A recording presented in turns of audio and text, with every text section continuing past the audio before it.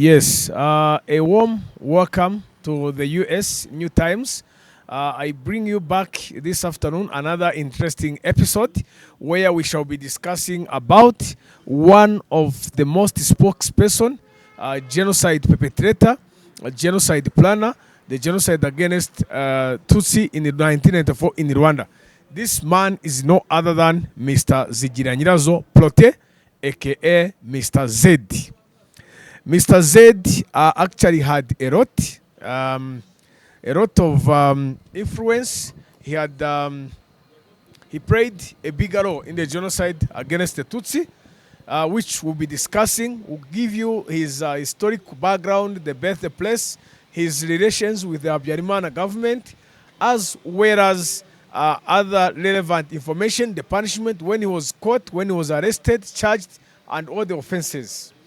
So the title of our story today is Grave Matters, the Untold Story of Protais, Mr. Z. So Mr. Protais was born on 2nd February 1938 in Igichie Commune, Gisenyi Prefecture, in the western province of Rwanda currently today. Mr. Protais was born who was born at a time when Rwanda was still being colonized, was also born from a family of different children that we'll be mentioning very soon. Uh, we didn't know that when he was born, one day he would sit at the center of Rwanda's dark history. His name was Protais Zigiranirazo. A name later symbolizes with power, fear, and controversy. This man was into controversy, he was into fear because he was misusing his power because he was in a group called Akazu. We shall soon be talking about it. Mr. Protais Zigiranirazo was a brother to the First Lady, the former First Lady of Rwanda, Agatha Kanziga, who was the president's wife, President Habyarimana's wife. Through his sister, Agatha Kanziga, marriage to President Habyarimana, Zigiranyirazo became the president's brother-in-law.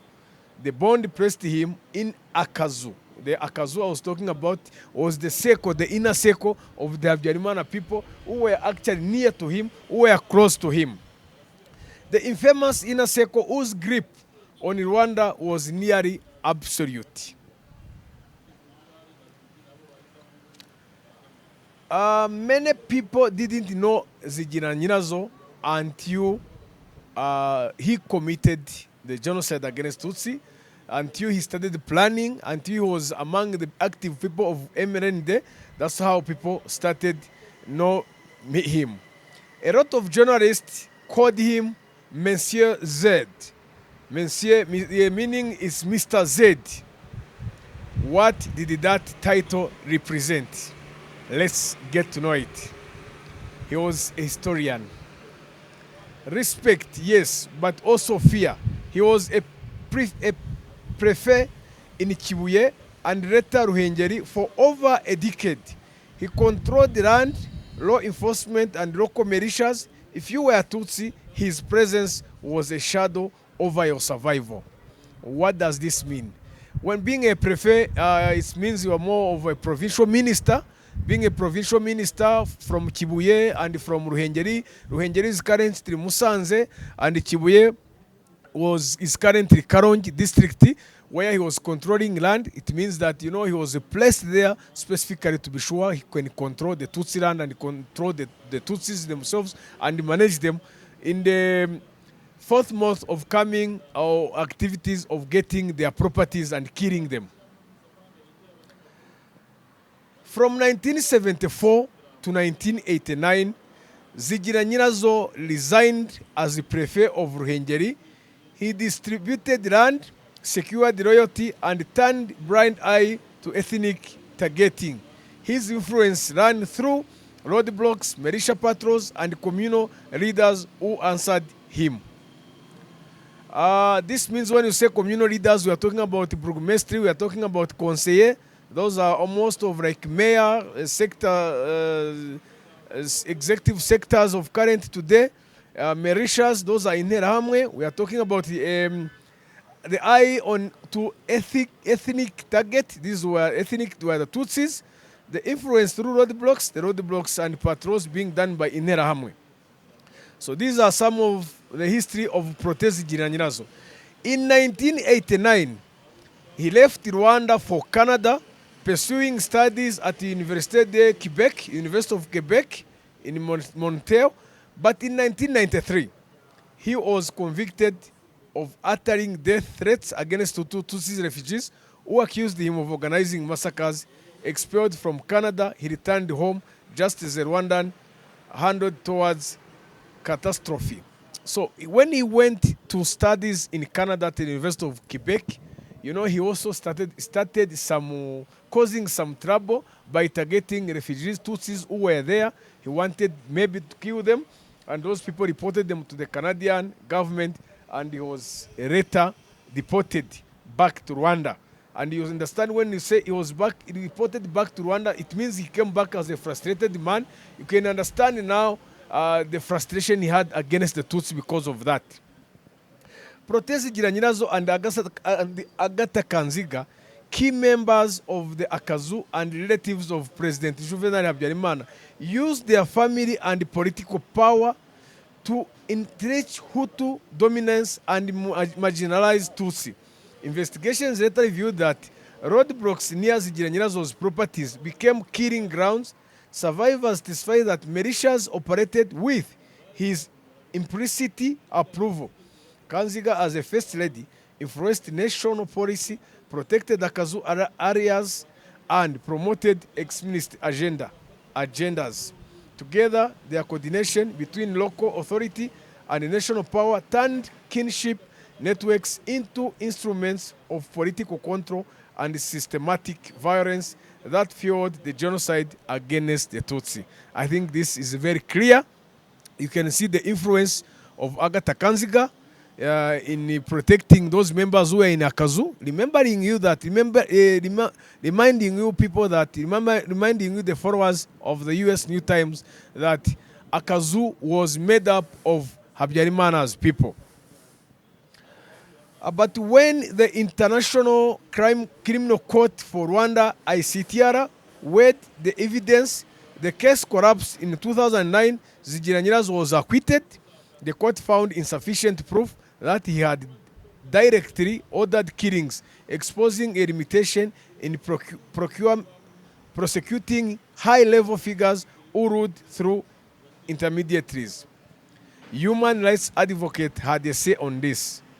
The acquittal didn't mean innocence. It means the system couldn't capture the complicity of his influence. Survivors knew that Mr. Z represented. I think there's something very tricky here. He prepared the genocide and decided to go to Canada for studies and returned back deliberately to come and execute the genocide. We also had the breaking news on August 13, 2025. Protais Giranyirazo died at the age of 87, but even in death, controversy followed. This is the controversy that we shall be discussing. And the controversy that was there is his burial arrangement, which actually became dramatic. After his death, he died while he was living in Niger, where he had seek a refugee.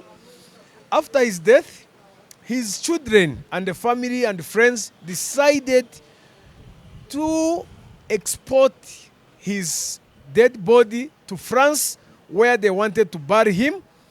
Unfortunately, the mayor, Guard Clip, allowing his burial here, the mayor said, allowing his burial here would be incomprehensible. It would risk turning his grave into a pilgrimage site for genocide sympathizers. What does this mean is allowing such a person to be buried in France could have made people to be going to remember him every year, to celebrate his life while mocking the survivors. Then we had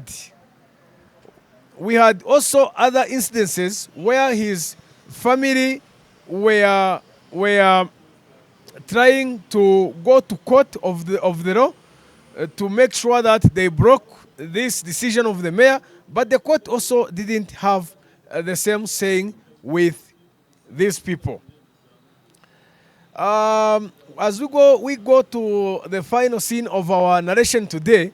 Protais Giranyirazo remains a figure caught between law and memory, legally acquitted, yet remembered as a man whose influence fueled violence, his burial broke, his legacy unsettled. His story is not just about one man, but about the enduring struggle between justice, denial, and the collapsed memory of genocide.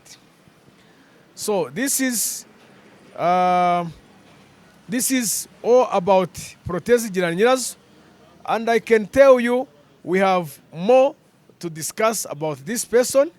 And the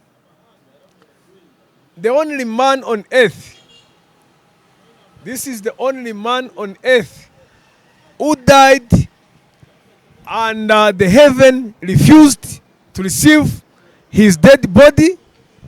The ground refused to receive his dead body, as well as the hell denied him. The hell declared during the day that at the broad daylight that his sins cannot be received in hell. The sins are too heavy. He's a bad person. He's a bad man.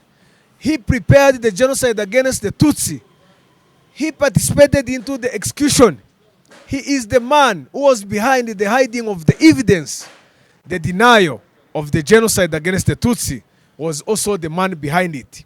This is the man who has been denied by the devil. This is the man who has denied by the angels themselves. The man who has been denied by the French soil. The only option he has is to bring back his dead body to Rwanda, because Rwanda is a merciful country. Maybe they will receive him and give him a burial in Rwanda. His children might not accept it. The sister Agatha Kanziga might not accept it. Now the question remains. You might tell me in the comments section. The question remains: is the body of Protais Giranyirazo going to remain in the fridge? Is it going to remain freezing? Maybe it is going to remain freezing until all the crimes, all the sins that he committed are moved out of his might, his dead body, because the devil has rejected him. Imagine the man who has been rejected by the devil. The devil has feared to receive Protais Giranyirazo, Mr. Z, a man himself who committed very serious crimes, very dangerous man, very bad man, a very bad-hearted person.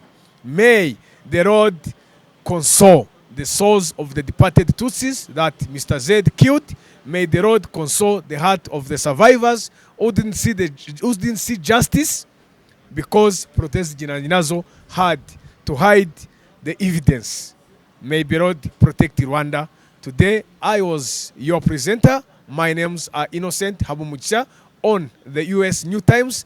I hope to see you soon again. Thank you so much, and I hope you are going to enjoy our episode today on Protais Giranyirazo. Remember to subscribe, remember to share, comment, and click on the bell for notice, so that when we give you something, you are able to get it as the first person. Thank you so much, and have a wonderful weekend.